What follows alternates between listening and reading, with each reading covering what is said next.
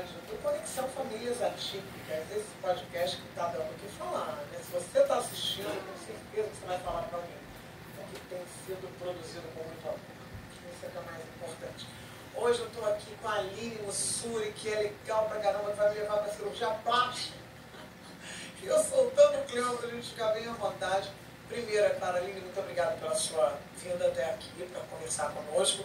Mas primeiro a gente tem que fazer o dever de casa, tá? Eu te agradeço. Eu tenho 1,72, vamos fazer a autodescrição. Eu tenho 1,72, eu tenho cabelo castanho escuro com luzes, né? Eu sou branca, estou com um macacão de algodão cor marfim. E é isso. Você, primeiro sua autodescrição, depois a gente começa o nosso papo. Eu sou branca, tenho 1,70 de altura. Estou vestindo uma roupa preta. Sim. Um colar bonito, lindíssimo, dourado, com uma pedra. Essa pedra que eu não reconheço. Pirita. Tem os olhos claros. Tem os olhos verdes. Uma moça muito bonita. Aí, vamos lá. Você é psiquiatra geral e depois você foi, como é que você me contou que você fez uma especialização, você teve que fazer alguma coisa, mais uma psiquiatria. Como é que é isso de ser psiquiatra infantil e de ser psiquiatra? Vamos lá para a gente distinguir. Na verdade, eu sempre falo que eu sou uma pediatra que me especializa em psiquiatria. Eu fiz pediatria pelo Hospital da Polícia Militar, então eu fiz residência médica. Depois da residência médica, eu queria ser psiquiatra infantil.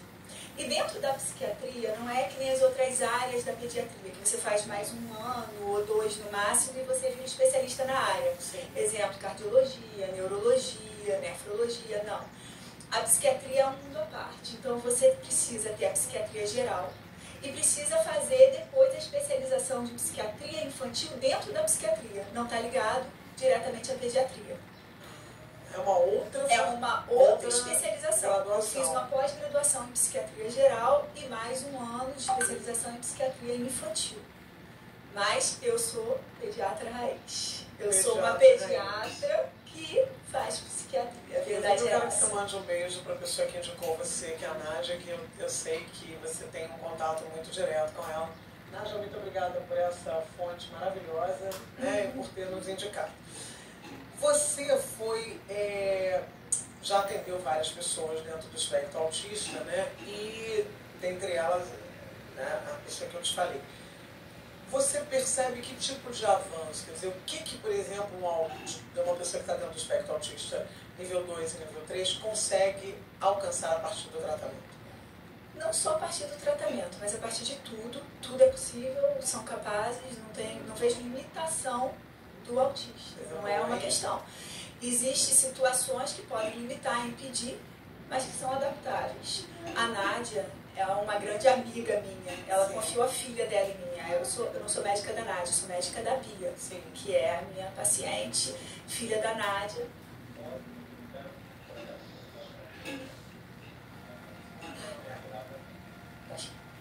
Não, se você quiser tirar para ter mais movimento, tirou não, aí você, eu já não bato, porque eu não... Não vou bater. Não, tá. Eu sou controlada. Você atende a Bia. A Bia ela foi atendida a primeira vez por mim na pediatria, numa emergência. Sim. E depois disso que eu passei a acompanhar a Bia na psiquiatria também.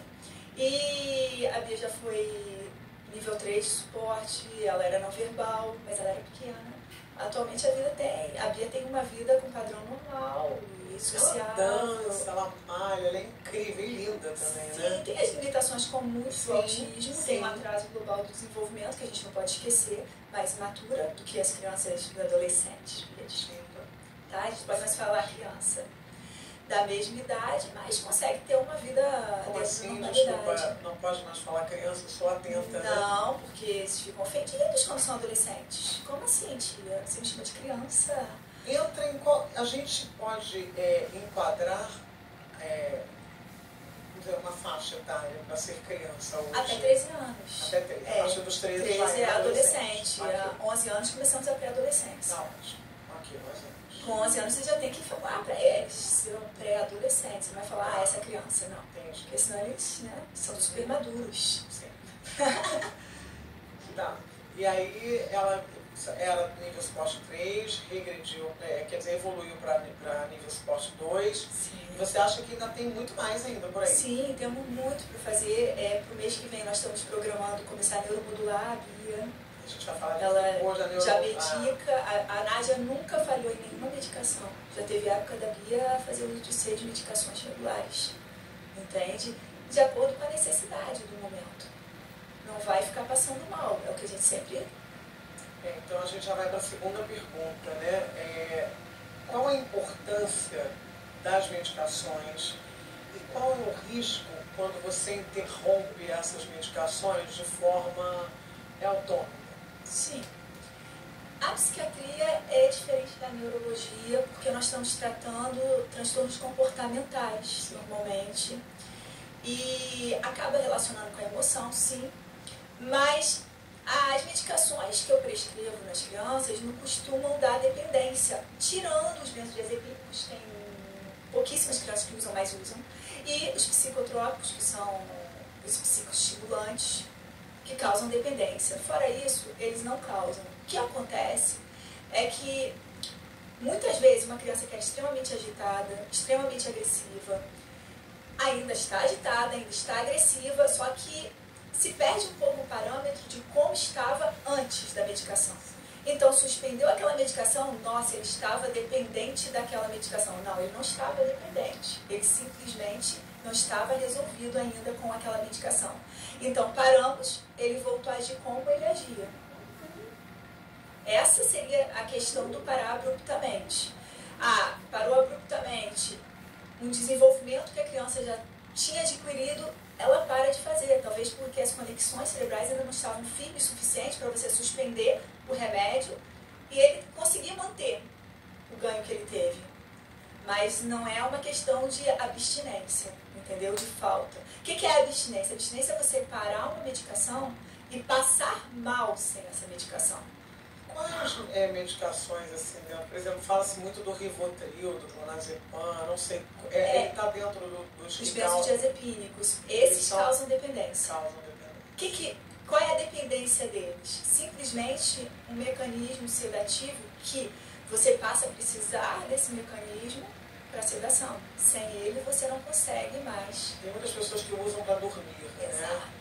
Então, em criança não são remédios usuais. Não são usuais. Atualmente não tenho nem usando. Mas adulto, você para e mesmo que você mantenha a mesma dose sem aumentar, porque o que a gente vê é pessoas que tomam a mesma dose a vida inteira e outras que vão aumentando. Aí você me pergunta, você falaria para essa pessoa que ela tem que parar a medicação? Não, ela não está bem com a medicação. Entendi. Por que parar? Eu queria que você falasse também, você disse que se tornou uma especialista em esquizofrenia e autismo. Eu fico imaginando, né, assim, a sua responsabilidade, porque são, né, transtornos que demandam uma entrega, né, um olhar atento, apurado, para não cometer nenhum equívoco, até mesmo na hora de não só administrar uma medicação, mas laudar, né? Então, por que você teve esse encantamento pelo TEA e pela esquizofrenia? Olha, na verdade, eu não digo nem responsabilidade, eu digo vínculo. Não tem como não criar vínculo com uma família que tem um autista ou um esquizofrênico, é impossível. São pessoas assim que dão tudo de si para esse tratamento. Não é um tratamento que, hoje eu não estou com vontade, hoje eu vou faltar. Não. É muito raro eu ter qualquer falta na minha agenda. E se eu tenho falta, com certeza, nem dá para anotar fisicamente, porque está passando mal, pode chegar no meu consultório, as pessoas sabem disso. Então, meu tempo de espera, os meus sabem. Você marcou tal hora, às vezes tem um atraso de 4 horas e meia, numa consulta com uma médica particular. E ninguém desiste. E os novos que querem desistir, os antigos, não desistem, é assim mesmo. E são pessoas que não estão ali esperando de uma forma tranquila. São crianças que muitas vezes estão desequilibradas, estão nervosas, estão estressadas de estar num ambiente. E não tem como não conseguir criar vínculo, se responsabilizar, sabe? E torcer junto. Eu digo, eu tenho sorte absurda, porque eu conheço pessoas fantásticas. fantásticas. Eu fiz amigos fantásticos com a minha especialização, sabe? Meus amigos são os meus pacientes. Eles realmente se tornaram um vínculo assim, de amizade, de troca, de interação, sabe? Inclusive, você me contou uma coisa muito particular que eu queria, que quem cuida do consultório da doutora são os pacientes dela. Eles arrumam o consultório. É verdade. Fala um pouco dessa... Eu acho isso fantástico. Ela fala que é uma empatia, é uma educação que surpreende. Sim, que as pessoas acham que vai ser o caos no consultório de psiquiatria infantil. Sim, vamos dizer assim que os meus vizinhos não gostam muito de mim. E que eu tive um prédio em Copacabana que o síndico fez um abaixo-assinado. E eu, assim, fiquei ressentida na época, sabe? Todos os vizinhos assinaram. Eu falei, gente, eu sou tão legal, como que eles assinaram para meus pacientes? Falando, você quer o quê? Que a gente vá para frente, faça a campanha. Eu falei, não, gente, eu acho que a gente vai ser despejado desse consultório. Eu acho. Aí, isso é muito engraçado. Quando eu voltei para Copacabana, eu fui montar novamente um consultório que eu atendia no Meia e em Cabo Frio. Eu tenho um consultório em Cabo Frio também. Esse ano eu fechei, porque eu tenho uma bebê de 2 anos, tenho um monte de filhos, tenho 3 filhas. E eu remontei o meu Copacabana. E fui no mesmo prédio, né? Eu não vou achar que é pessoal, que naquele momento, talvez, eu tenha me excedido um pouco no barulho, talvez as minhas crianças tenham andado no corredor, porque meu consultório naquela época era pequeno, entende? Pensei assim, gente, estava tudo fechado, a avaliação, tudo liberado, contrato liberado para eu assumir a sala. Eu já tinha visto o rapaz para instalar o ar. Já estava combinado de 2 dias depois. Eu já estava com a agenda montada. Embargaram. Então, aí quando eu fui, liguei para o lugar, eu estou indo aí assinar. Ela, eu quero te pedir mil desculpas, mas o dono disse que não vai mais alugar. Eu falei, como assim, gente? Não vai mais alugar? Não, ele disse que sabe quem é você. Eu falei, mas eu não sei quem é ele. Ele é o síndico do prédio. Eu falei, gente, que mundo pequeno, né? Que eu achei a sala do síndico que fazia os baixos-assinados para mim. Fiquei justiça do universo. Uma pessoa tão boa, com pacientes tão tranquilos. Em compensação, achei um outro prédio que funciona 24 horas, incluindo sábado e domingo.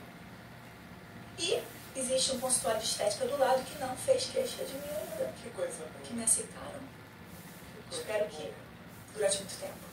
Mas com certeza você faz um trabalho tão bonito. Eu tenho um brinquedão no meu consultório com escorrega. Pode ser que esse brinquedão faça um pouquinho de barulho no andar de baixo.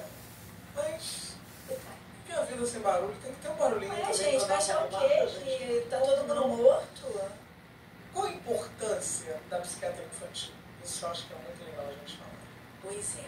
A psiquiatria infantil deveria ser mais divulgada. Por quê? Uma fragilidade física mental, que eu gostaria até de falar, eu considero doença mental fragilidade física mental. Porque você hoje pode ser um hiperativo, mas sua fragilidade física é mental. Amanhã você pode ser um deprimido. E se a gente não resolve o distúrbio psiquiátrico na infância, na adolescência, a chance de tentar compensar isso com drogas é muito grande. É imensamente. Até mesmo com álcool? Com qualquer tipo de droga. Por quê? A droga serve para quê? Para te dar prazer mental. Se você está doente mental, você quer compensar. Você quer compensar tristeza, você quer compensar déficit de atenção. Você quer compensar qualquer distúrbio mental. E se você, não, eu não vou dar remédio controlado para o meu filho. Gente, até o antibiótico agora é controlado. Esse dia perguntou, doutor, isso é controlado? Gente, até meu shampoo é controlado. Eu faço receita controlada, o shampoo, gente. Não, tudo é controlado hoje em dia. A diferença são remédios controlados e remédios que causam dependência. A gente vai sempre tentar que não cause dependência, mas se é necessário um remédio para resolver aquela situação causa dependência, é melhor do que não resolver. Você falou uma coisa que eu anotei, você disse que a doença psiquiátrica ela é física, não é emocional. E a gente escuta a vida inteira o contrário. Você vai porque o problema é emocional, e aí você tem que tomar... Então, explica, por favor. Sim, pode ter o gatilho emocional. Sim, okay. Gatilho.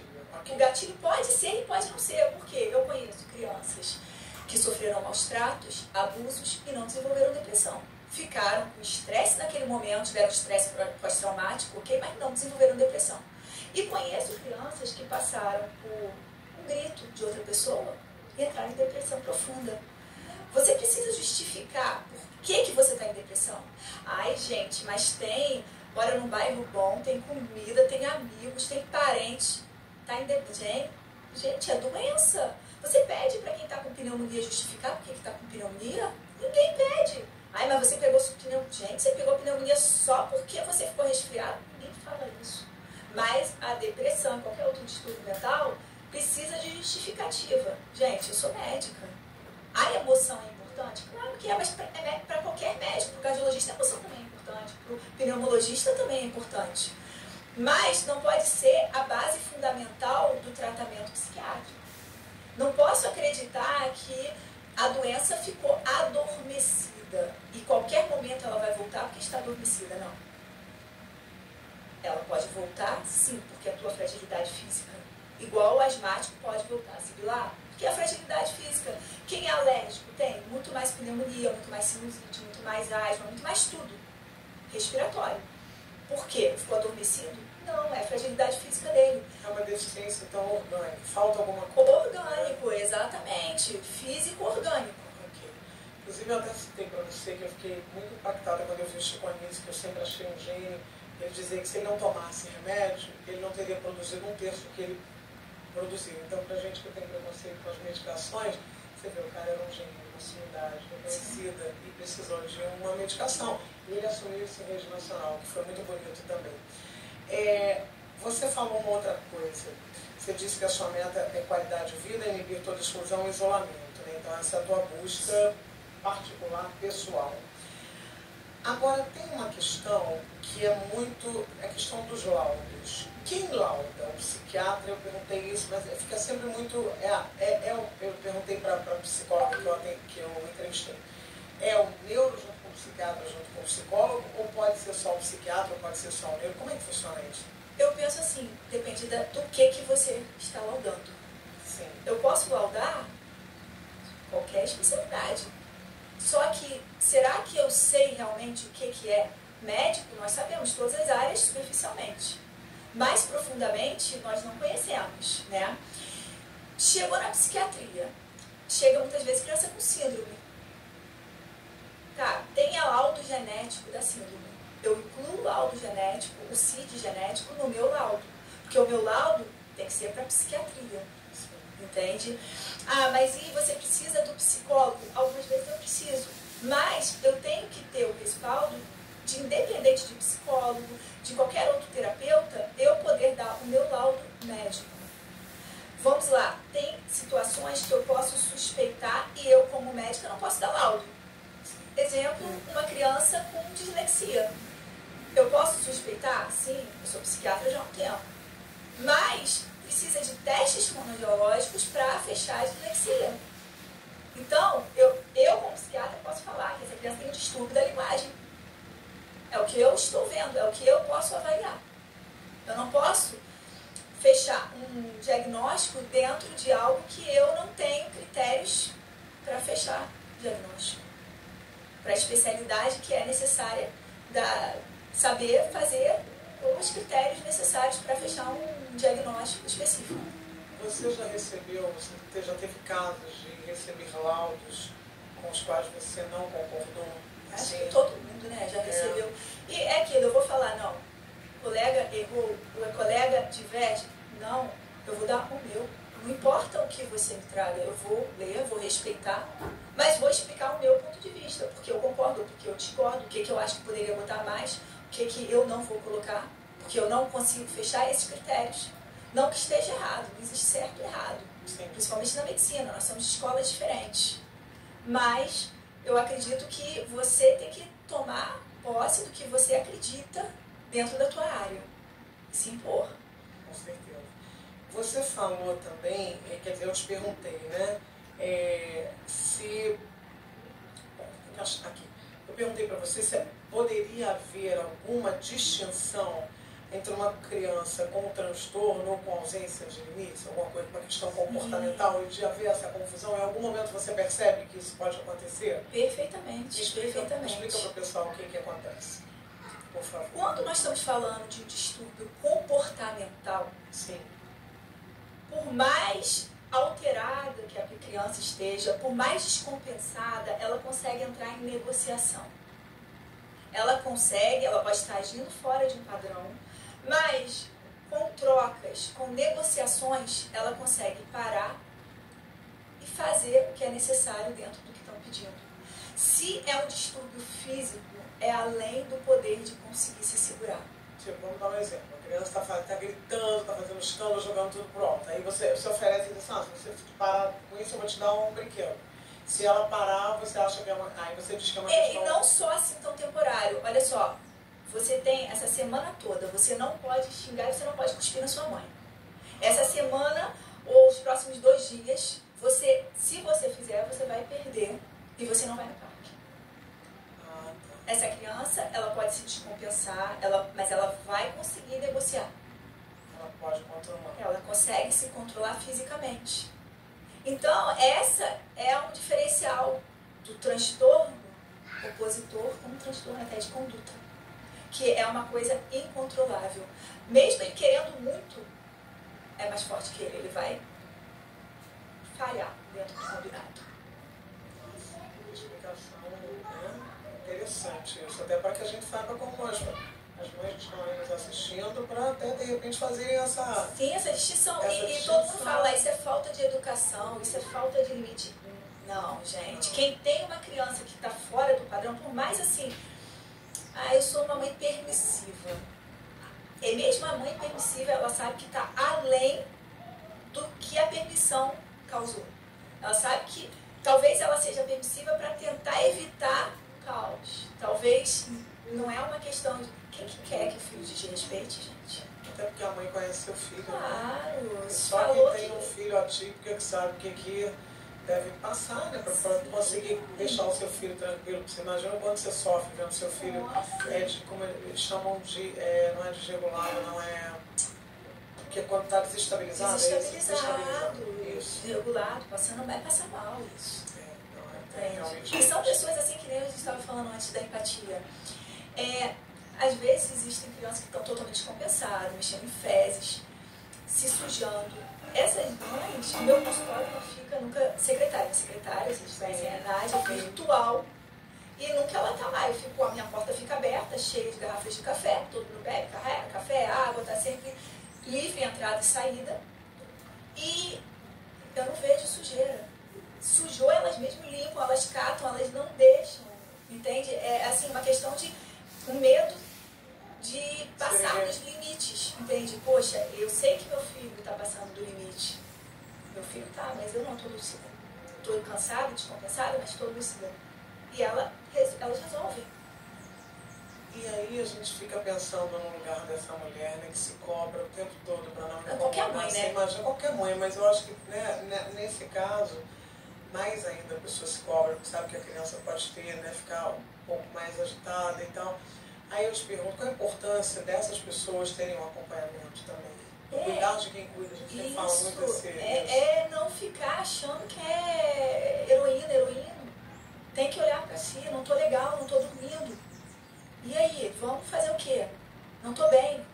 Tem que se cuidar, tem que parar um tempo, tem que parar para comer. Já que às vezes dormir não é possível. Normalmente quando vai em mim passa a ser possível, porque todo mundo tem que dormir. Mas tem que ter o mínimo de resolução humana, né? E quando não tem uma rede de apoio? Normalmente não se tem. Não tem, né? Normalmente não se tem. Normalmente é a família dentro de casa. E não é, nesse momento, eu não digo nem que é preconceito, viu? Sim, sofremos preconceito. Você vê, eu expulso de prédio, gente. Entende? E eu sempre penso, gente, será que tá muito barulho? Eu tomo cuidado. E preconceito tem, mas nessa situação é um pouco além do preconceito. Por quê? Você sabe que seu filho não vai ficar confortável em qualquer local. Então, não é que você se isole, você evita aquele local, porque vai ser um local que não é favorável, não vai ser bom. Ninguém vai ficar bem, a família vai ficar estressada, porque a criança vai descompensar, um dos donos da festa. Então acaba que essa pessoa que nunca participa, acaba sendo esquecida de ser chamada. Entende? E esse esquecido de ser chamado dói. Você pode não querer ir, mas você quer ser convidado, você quer ser lembrado. Eu acho que é isso que eu chamo eles para trabalharem comigo. Quando a tua prima fizer uma festa, fala, olha só, você tem intimidade com ela? Eu não vou não, mas eu quero ser chamada. Ó, eu não vou não, mas não pode ser esquecido. Entende? E a inclusão vai, leva para tudo. Nádia é uma pessoa que sempre levou a Bia para tudo, exatamente tudo, sabe? Mas não é tranquilo, não é fácil. Falar leva que não é fácil. Às vezes é muito cansativo. E dependendo até da religião, tem como você levar, gente. Tem como. Por quê? Vai atrapalhar os outros. Ah, mas eu tenho que pensar em mim. Não, meu filho, por exemplo, eu nunca levei para a igreja, para a missa, porque ele gritava, ele corria, ele xingava, era uma coisa muito engraçada, porque ele nunca ouviu palavrão, que eu não gosto de palavrão, mas um dia ele entrou numa missa lá e começou a falar, acho que ele ouviu uma criança falar um palavrão, ele pegou e saiu gritando. Ele não conseguia ficar parado, deixa esse menino para lá, deixa eu saber. Não, mas como é que você vai ficar? Uma criança, você vai curtir o momento? E aí eu vou também falar de uma coisa interessante, porque muitas pessoas dizem, não, se a pessoa, eu já ouvi isso várias vezes, pessoas até esclarecidas, não, essa questão é espiritual, né? A pessoa está tendo essas reações por questões espirituais. Você falou uma coisa muito interessante, muito abrangente, né? Você disse, eu não desmereço os canais espirituais. E aí eu queria que você falasse sobre isso também. Meus pacientes, pessoas que convivem comigo, sabem que eu conheço muito de todas as religiões. E ao ponto assim, de ter frequentado várias, sabe? Para conhecimento. Você falou que foi batizado em tudo que foi religião. Se for pro batismo, você já está... Tô lá dentro. E eu conheço muita mesmo, tá? E eu acho assim, que quem lida com esquizofrênico não tem como não acreditar. Por quê? Eu não estou vendo, eu não estou ouvindo, mas é com detalhes que eles estão vendo, que eles estão ouvindo. E como que você vai virar para uma pessoa e falar, isso não existe? Não existe para mim. Eu não sou capaz de ver aquilo. Tanto é que os filmes de terror são baseados em relatos psiquiátricos, sabe? Então, não tem como você falar, não. Eu penso assim, cada um tem que achar o que se identifica e o que acredita. Isso é importante. Eu tentei conhecer o máximo de religiões para eu conseguir me fazer entender dentro da sua crença. Porque eu acho importante você trabalhar a sua crença para tentar se resolver, independente do que você acredita.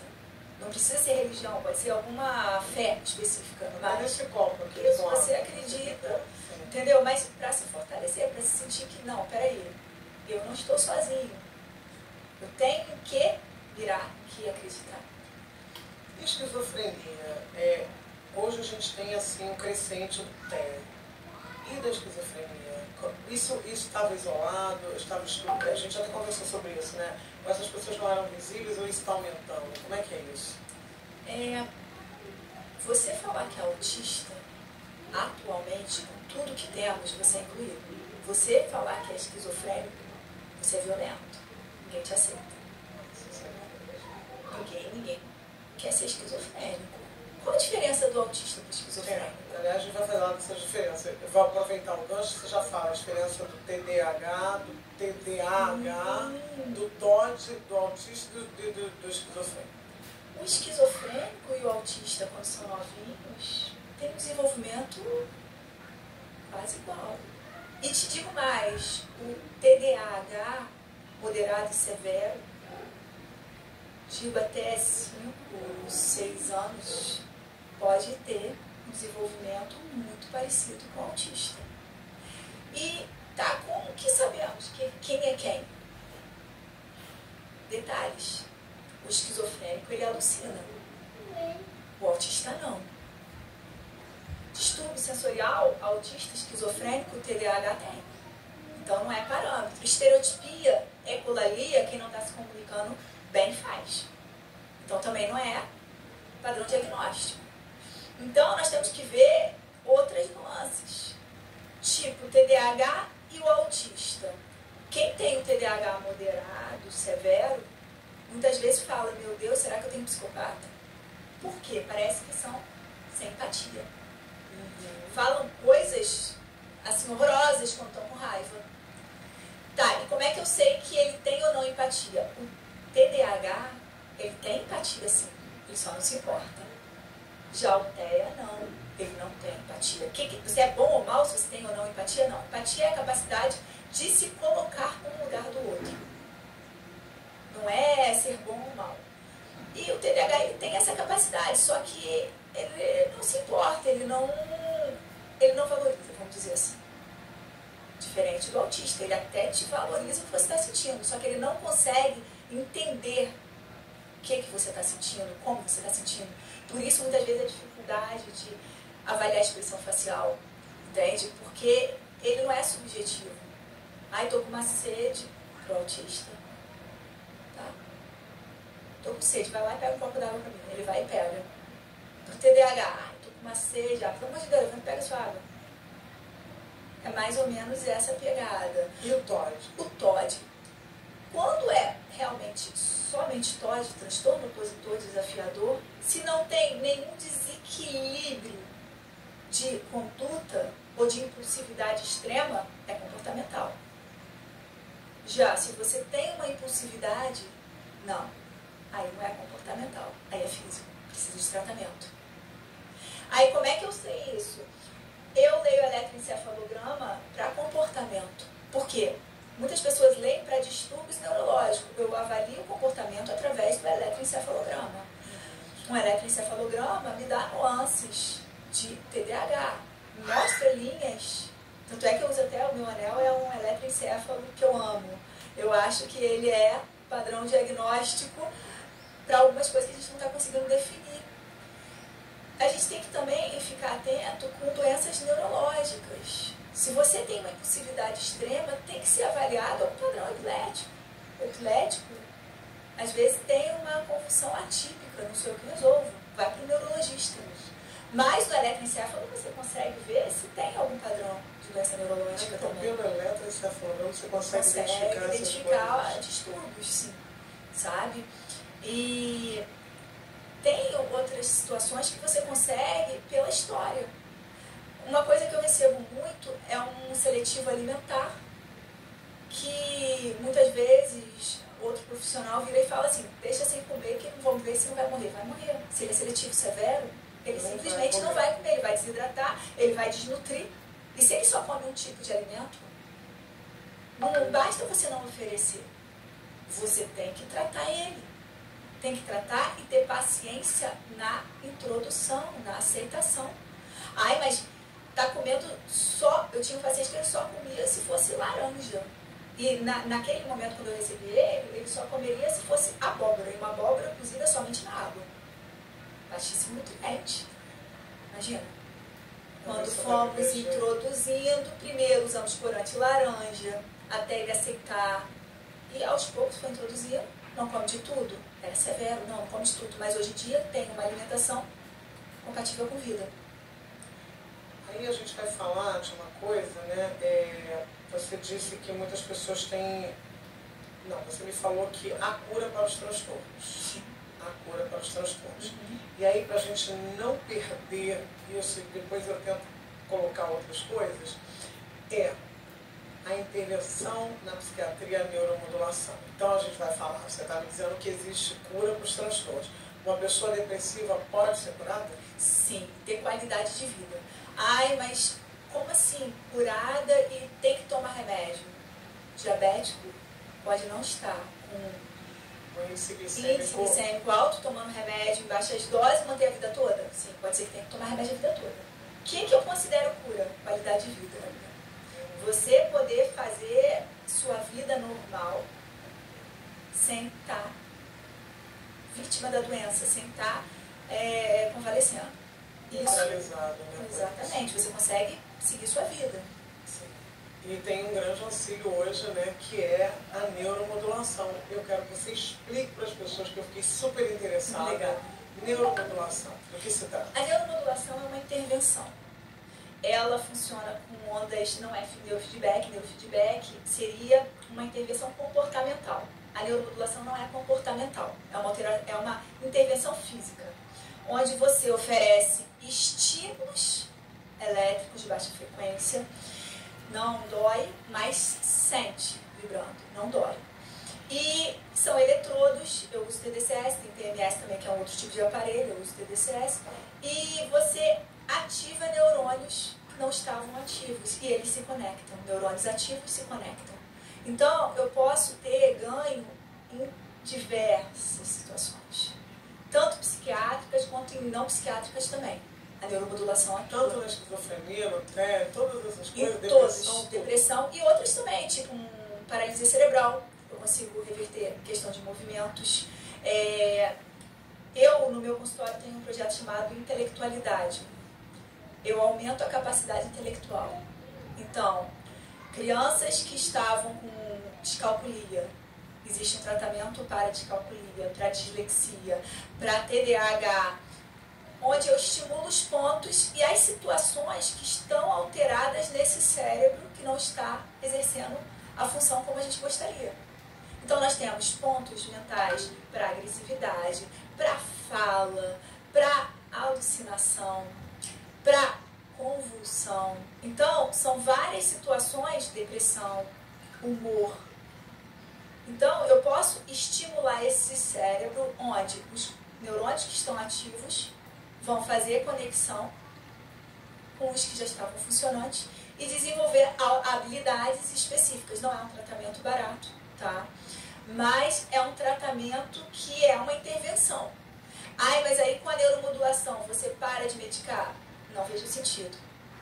Pode ser que conforme melhore a situação que está, a gente consiga retirar remédio.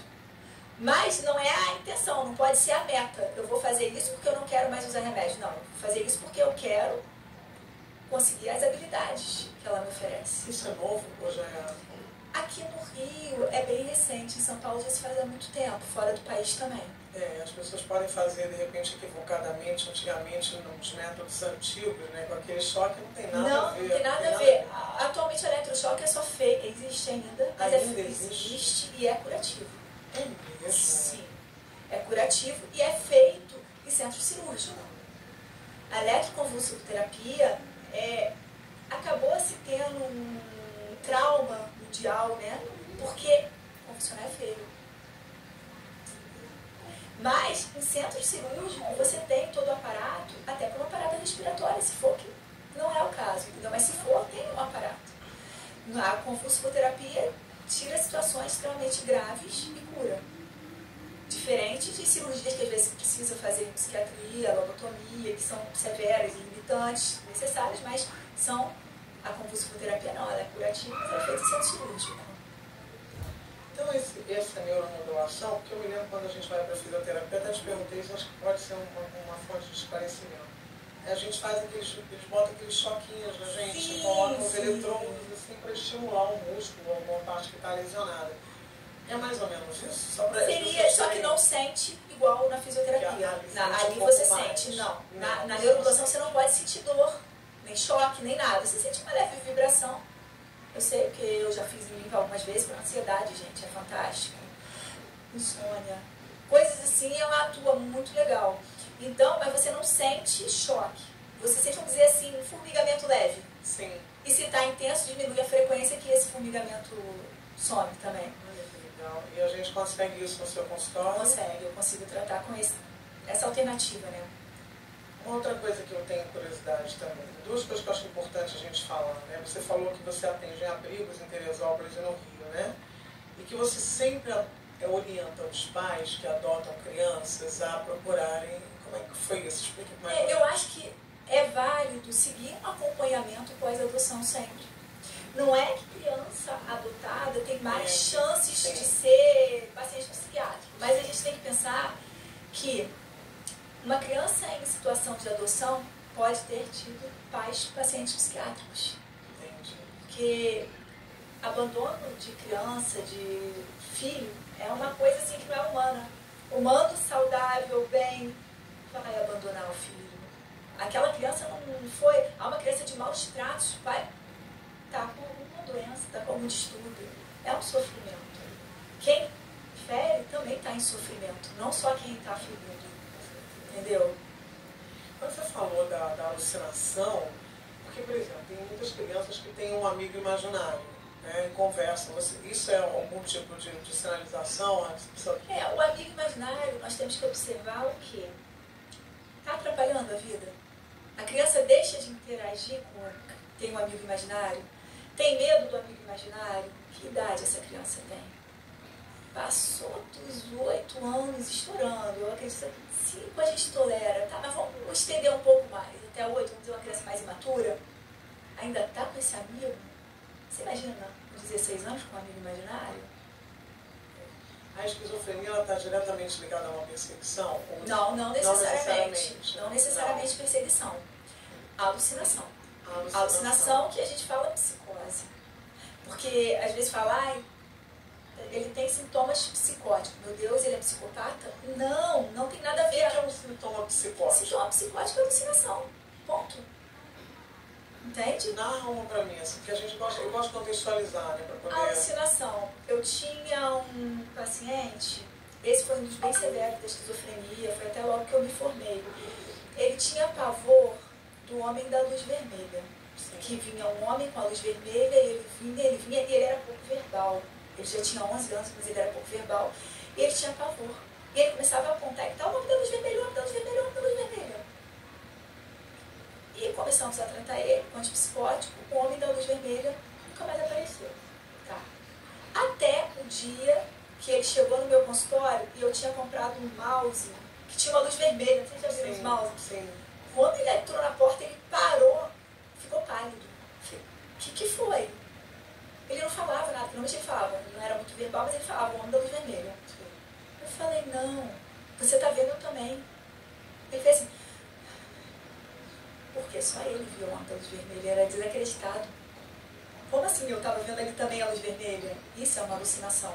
Que o mais comum até é a alucinação auditiva do que visual. Escutar é mais comum do que as vozes normalmente são negativas, estão te denegrindo, mandando fazer coisas ruins, incomodam a vida. Mas existe também que tem alucinação visual. Eu fico assim meio, né? Eu queria que você falasse, falar de coisas também legais, né? Eu queria que você falasse do caso do paciente, que era no 1º de fevereiro, quer parabenizar você. Fala isso. Tem coisas lindas também hoje, é isso. Todo 1º de fevereiro eu recebo, um autista nível 3 de suporte, e não sabemos ainda como que ele faz isso. Ele lembra a mãe que é meu aniversário. Ele fala aniversário da doutora Lina e conta parabéns. E a mãe, no começo, ficava sem graça, né? Eu queria meu paciente, agora ele já é um adolescente, mas ele é desde criança. E ela manda sempre ele cantando parabéns pra mim. Ele lembra todo dia do meu aniversário, que é meu aniversário. Como? Você já vê? Ele tá com rede social que ele vê? Não, ele não mede ficar em rede social. Nível 3. Tem um registro aqui. É alguma coisa que ele sabe que é meu aniversário. E para as mães, então, que hoje estão com essa realidade, né? Da criança dentro do TEA 2, 3, essas pessoas podem ser inseridas, falar de capacitismo, né, que é o nome da palavra que define, né? Não vai conseguir, não vai poder, como é que vai ficar? O que você acha como médica? Você diz para essas pessoas? O meu principal medo é a inclusão em qualquer lugar, como nós todos somos iguais, sim, somos iguais, mas não temos as mesmas habilidades. Então, se você coloca uma criança que precisa de adaptações no lugar de crianças que não precisam de adaptações e não tem quem adapte, essa criança vai ficar largada. Então, não necessariamente você inserir a criança em qualquer meio é positivo. Sim? E vamos viver o hoje. Não, mas se eu morro, qualquer um pode morrer. Então, não vamos ficar sofrendo, quem que vai ficar meu filho? Não, vamos nos programar? Sim, que nem toda mãe programa. Mas sem essa angústia, esse sofrimento de que eu vou morrer, meu filho vai ficar sozinho. Não, vamos viver o hoje, vamos fazer tudo que tem para fazer hoje. Sem ficar nessa proibição. E um laudo precisa de quanto tempo para ser definido? É a última pergunta e uma mensagem. O laudo, eu estou falando por mim, não existe certo ou errado. Eu dou na primeira consulta. E o laudo serve para quê? Para eu dizer o que eu estou vendo naquela consulta. Porque se eu não tenho laudo, eu não tenho como fazer uma terapia, eu não tenho como adaptar a escola, eu não tenho como nada. Se é uma criança que é não verbal, eu vou escrever criança com distúrbio da linguagem, uma criança com atraso generalizado, atraso global de desenvolvimento. Não vou fechar um laudo muito complexo na primeira consulta, mas vai ter que sair sendo alguma coisa, gente. Se for um psiquiatra, criança não apresenta nenhum distúrbio de desenvolvimento.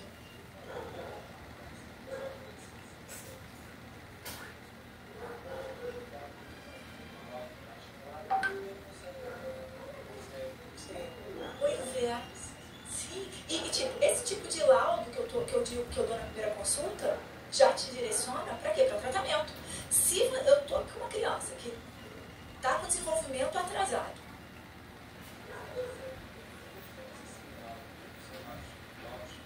mais complexos, mais... Não, é a maneira que o que você pede. Vamos dizer, você chegou com uma criança, você chegou com uma criança que não está falando, que não está interagindo. Gente, mas ele é autista com certeza. Não, peraí, para ser autista não pode ter síndrome. Se você tem síndrome, você pode ser autista. Você não pode ser Down e autista porque tem uma síndrome. Você pode sim ser Down e ter características de autismo? Pode, que é o atraso global do desenvolvimento. Então você pode ter o laudo de síndrome de Down e pode ter o laudo de atraso global do desenvolvimento. Agora acontece muito de virar autismo atrelado a TDAH, a TOD. Pois é, porque, vamos dizer, o autista, síndrome conjunto de sinais e sintomas. O autista está subentendido que tem a hiperatividade, TDAH, o atraso global, o distúrbio de linguagem. Entende?